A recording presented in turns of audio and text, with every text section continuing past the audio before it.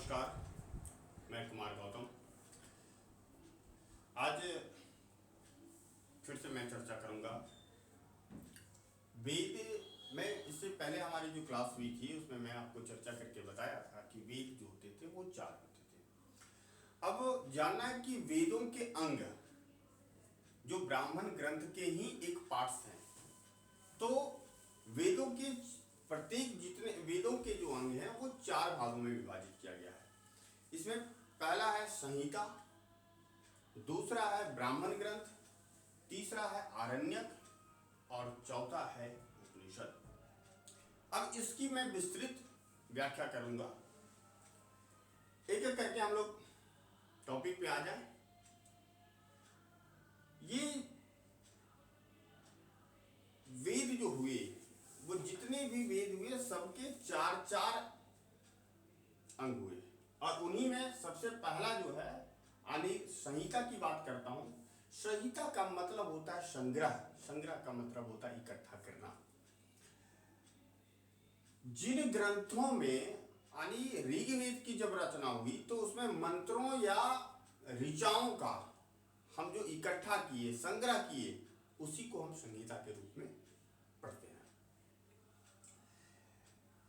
वेद का वास्तविक और सबसे प्राचीन अंग के रूप में हम संहिता ही को माना जाता है। यानी वेद को चाहे ऋग्वेद हो, चाहे यजुर्वेद हो, सामवेद हो या अथर्ववेद हो, इन सब का सबसे प्राचीन जो अंग है वो संहिता था, और वास्तविक को भी माना गया है। यह पद्य में लिखा गया है, और इस संहिता के अंतर्गत में आर्यों के विविध प्रकार के जो देवताएं होते थे, तो हम जानते हैं कि उनकी जो देवताएं थे तो उनकी प्रशंसा के लिए, उनकी प्रार्थना के लिए, उसको स्तुति के लिए विभिन्न मंत्रों का संग्रह करते थे, और उसी में ऋचाएं या मंत्र का व्याख्या की गई थी। अब हम बात करेंगे ब्राह्मण ग्रंथ की, जो दूसरा पार्ट है वेद का, जो दूसरा अंग है, वो हम ब्राह्मण ग्रंथ की बात करेंगे। तो यज्ञ के विषयों का प्रतिपादन करना, यानी कोई भी किसी भी सब्जेक्ट पे हम उसको डिस्कस कर रहे हैं, प्रतिपादन करते हैं, तो उस ग्रंथ को हम ब्राह्मण ग्रंथ के रूप में माना जाता है।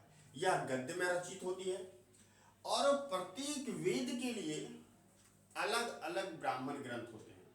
जितने भी वेद हैं, ऋग्वेद हो, यजुर्वेद हो, सामवेद हो, चाहे अथर्ववेद हो, सभी वेदों के लिए अलग अलग ब्राह्मण ग्रंथ होते हैं। इनकी मैं चर्चा करूंगा।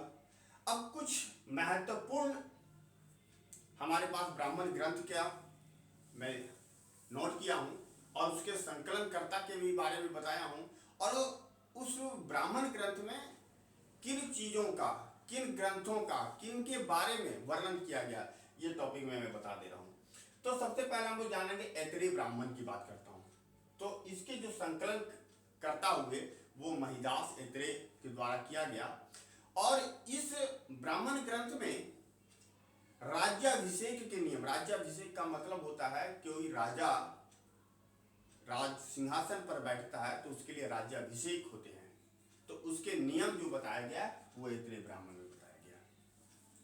दूसरा कौशिक तकी ब्राह्मण की बात करता हूं। ये भी ब्राह्मण ग्रंथ है, और इसके जो संकलन करता हुए वो कुशितक ऋषि हुए। और तीसरा है शतपथ ब्राह्मण। ये इनके जो संकलन करता हुए वो हुए याज्ञवल्क्य ऋषि। ये देख रहे होंगे सारे ऋषि हैं, सारे ये ऋषि मुनियों की बात हो रही है, ब्राह्मणों के द्वारा ये रचित किया गया है। तो याज्ञवल्क्य ऋषि की बात करता हूं, और ये शतपथ ब्राह्मण जो है सबसे प्राचीन माना जाता है ब्राह्मण ग्रंथ में, और सबसे बड़ा यानी विरध के रूप में, यानी सबसे बड़ा ब्राह्मण ग्रंथ के रूप में मानते हैं।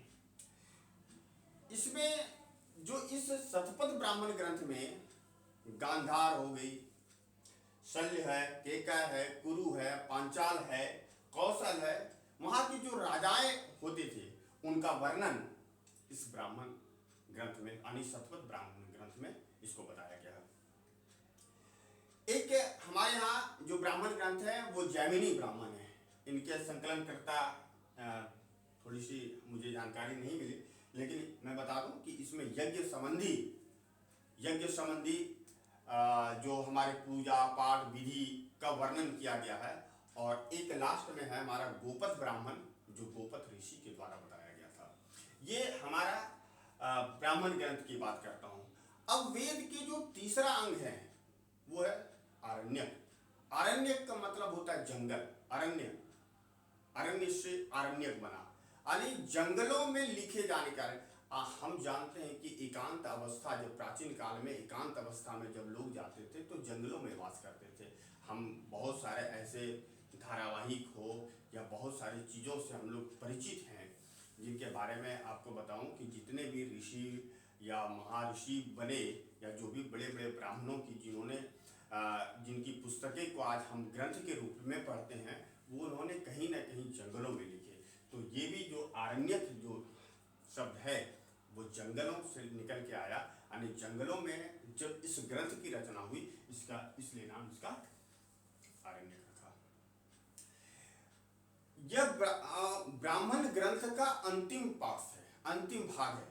आरण्यक जो है वो ब्राह्मणों के द्वारा जो लिखा गया, यह अंतिम चरण में थी, अंतिम भाग के रूप में हम लोग मानते हैं। और इसमें क्या है, सबसे बड़ी क्वालिटी या खासियत समझिए कि इसमें रहस्यात्मक, जिसको रहस्यात्मक गुण के बारे में हम लोग बात करते हैं, या दार्शनिक फिलॉसफी, जो दर्शन से संबंधित की बातें होती है, हम इसमें आरण्यक की बात करते हैं।